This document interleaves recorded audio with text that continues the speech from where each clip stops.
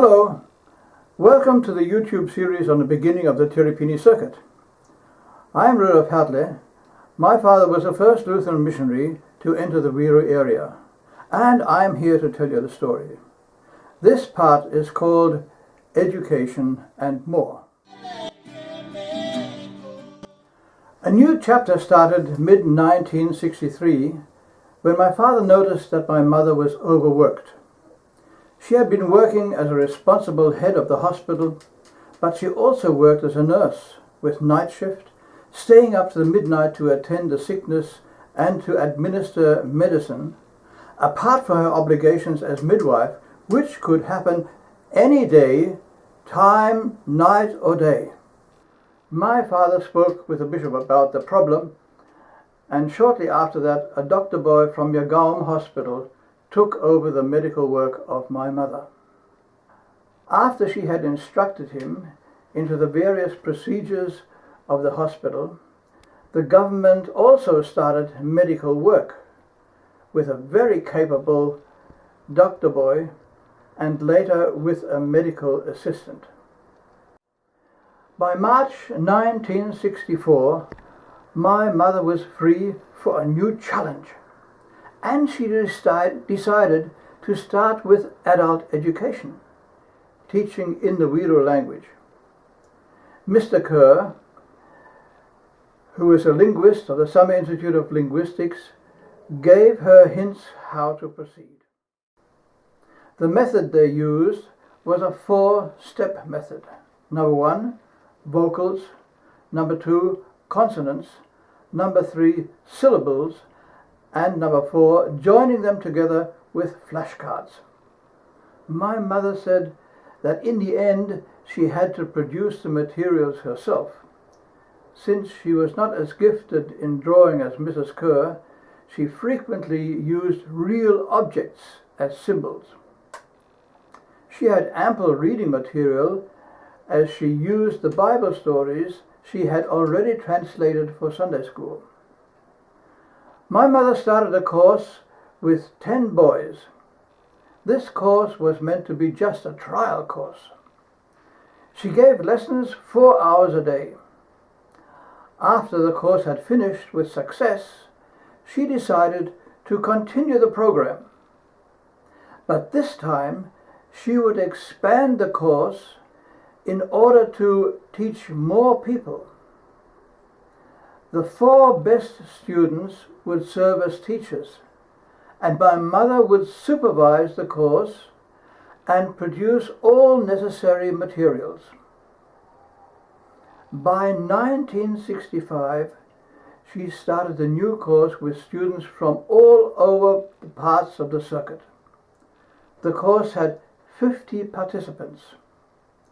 A month later, in September, my mother had compiled a booklet with 23 hymns, the stories of Abraham, and some psalms.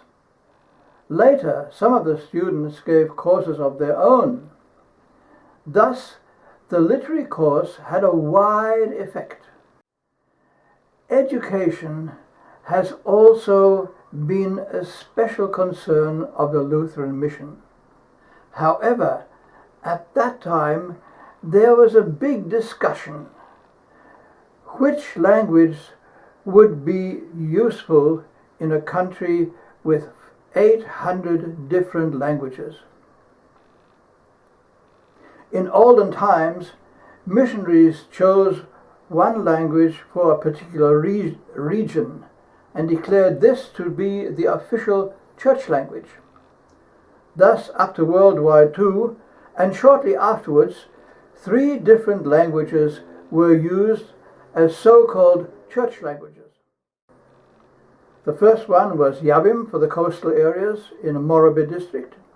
The second one was Kotte for the congregations in the mountains behind Finchhafen and the Finisterre Ranges, and Graget in the Madang province.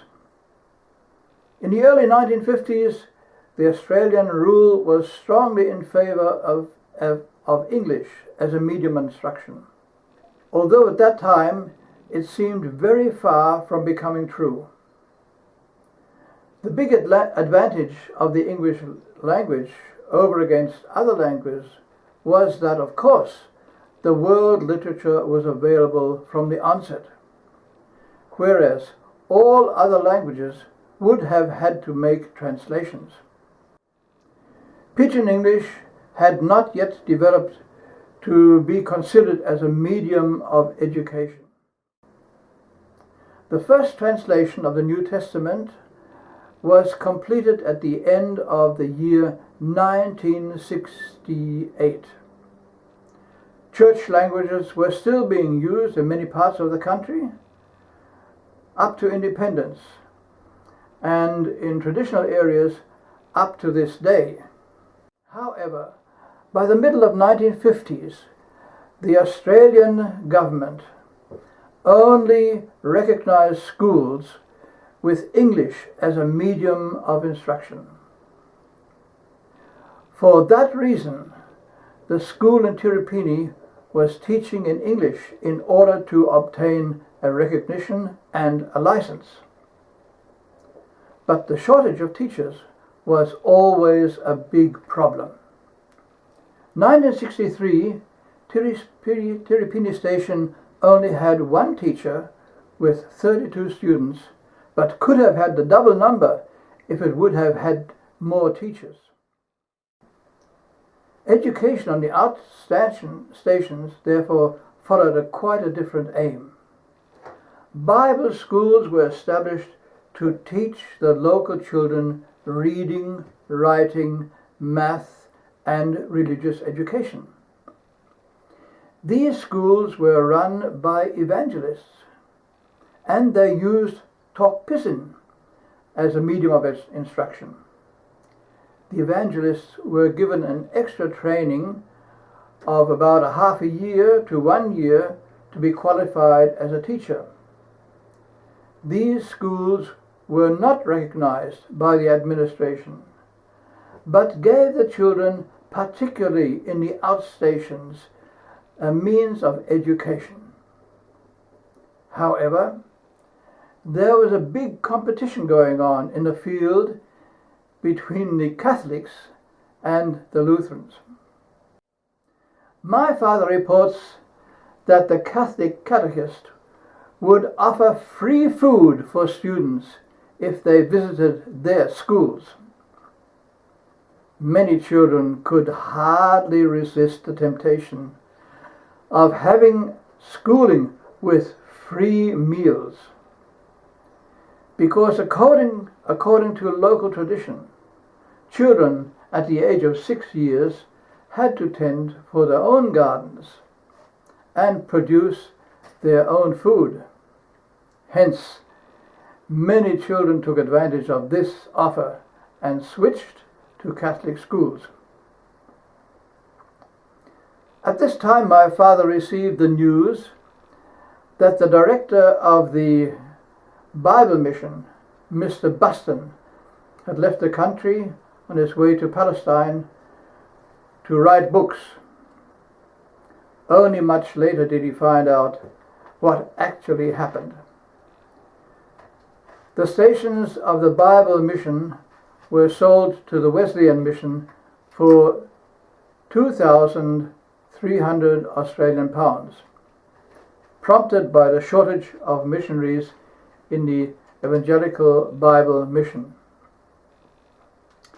My father reports later that he had good contact to the Wesleyan missionary. In February 1964, the first election of the House of Parliament, the House of Assembly, was conducted. This was a secret ballot for the general election. Since most of the people were illiterate, it was a tedious and complicated job. Each individual was asked for whom he or she would vote and who would be the substitute. 2 groups of election helpers traveled from village to village to get the job done, but it took them many weeks to finish it off. 9 candidates were up for election, but only one would be elected. Although, of course, this was no secret ballot. But there was no alternative. Besides, sometimes the people were confused what it was all about. Some thought this was an election for the local council. The whole process was actually a learning situation. 1964, the district commissioner asked my father if he would be a member of the local advisory council. My father agreed because he thought he would be able to help the people by his contribution in the council. The meetings were held in a district capital in Mendi. So he drove every 3 months to Mendi. He remained a member as long as he lived in Tiripini.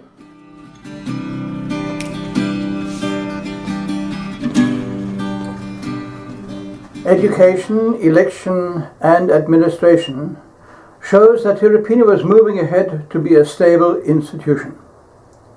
The next chapter will show you how this process proceeded. It is called Building the Permanent Station and the Church. Okay then, see you some more. Bye bye.